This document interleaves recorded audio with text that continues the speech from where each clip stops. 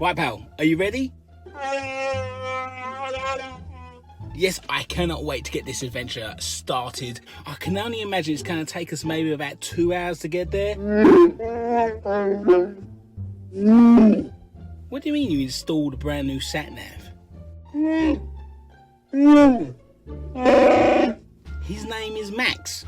Sit here, navigator. That's it, baby. Blimey. Whoa. Is he alright? Hopefully it's all going to turn out alright and we're going to have an happy ending to this adventure.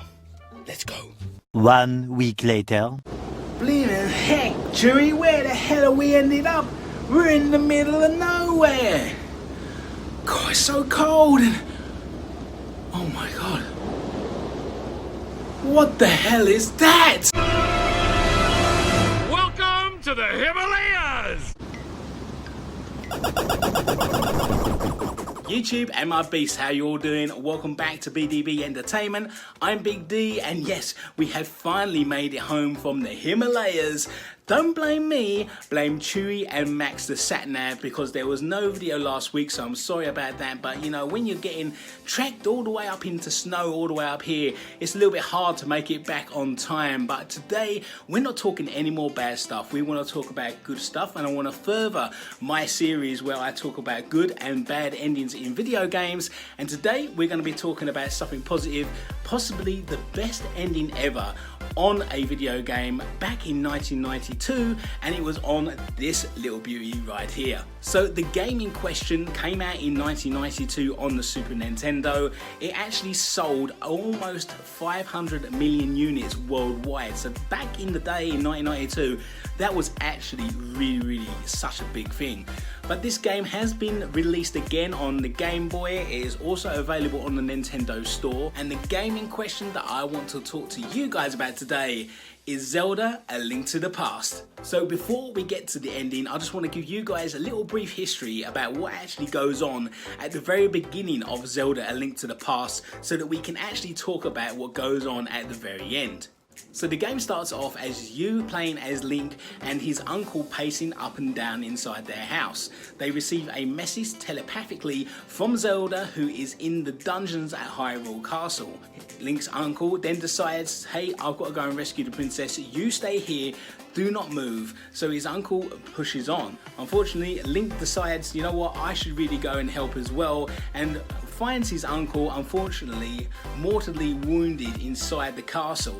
His uncle says, you're going to have to try and rescue the princess, gives him a sword and a shield, and there the quest starts. You find out that Zelda is being held hostage by this powerful wizard who ends up being Ganon, who is a twisted beast from another realm, and that's where the quest starts. There is so much involved in this game. There's magic, there's fairies, there's loads of fantastic points of interest as well as dungeons, and that is basically why I love this game so much. There is so much to actually do. There's flippers to go and collect, there's running boots, and of course the Master Sword, which is absolutely awesome to wield around, and I wish I had the sword in my hand right now. On guard! So after defeating every single dungeon in the game and receiving the Master Sword, you make your way to the pyramid in the Dark World. You end up falling down and finding that that is where Ganon is, and he is ready for you. You're gonna have to be ready to battle it out and defeat him. It can be a tedious battle, but as soon as you learn his patterns, Ganon is as good as yours. After defeating Ganon, you end up going into the back room where the Triforce has come together, and it asks Link to be its brand new owner. In doing so, he has to make a wish, and in doing that, he ends up wishing the best possible ending ever in a video game. So to start it all off, you end up seeing a lot of people that you have helped out throughout the time of being on this quest. You end up seeing people like the guy who gave you the flippers, the fairies, the sanctuary. You end up seeing the castle with the king and all the knights. You end up seeing the witch who would mix your potions. You would see so many people who helped you out, including the young boy you help restore to his normal self, who plays the flute, who helped you end up getting around the map a lot quicker with that flute and the bird, by the way. Not only is it cool to see all this, the music is absolutely awesome. And to top it all off, at the very end, you end up seeing Link walking away from this is my favourite part.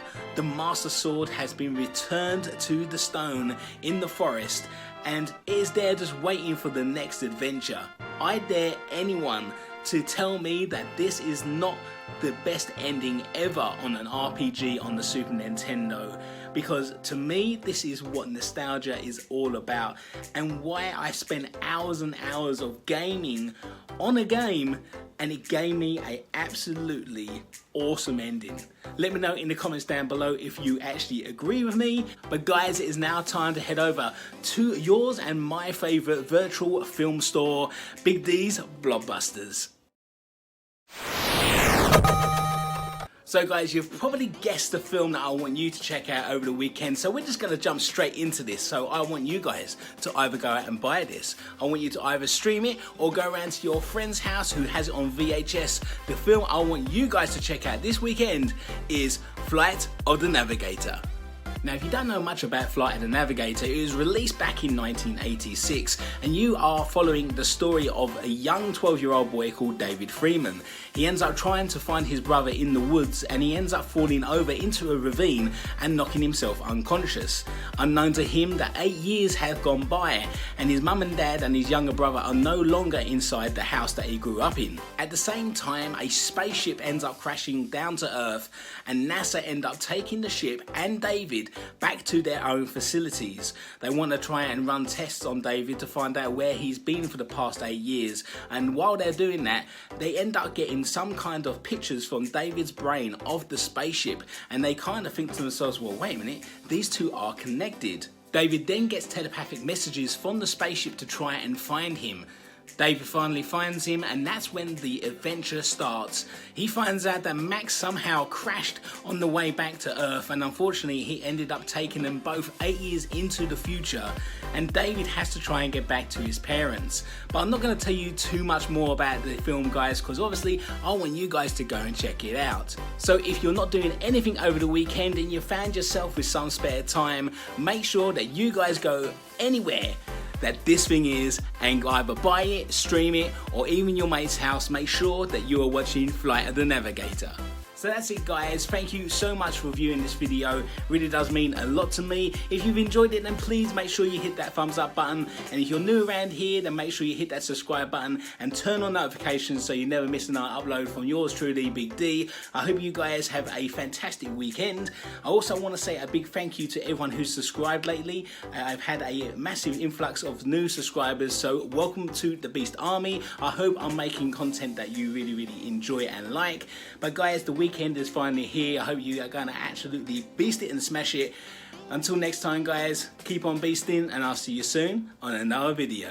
And his uncle wandering heights. Heathcliff.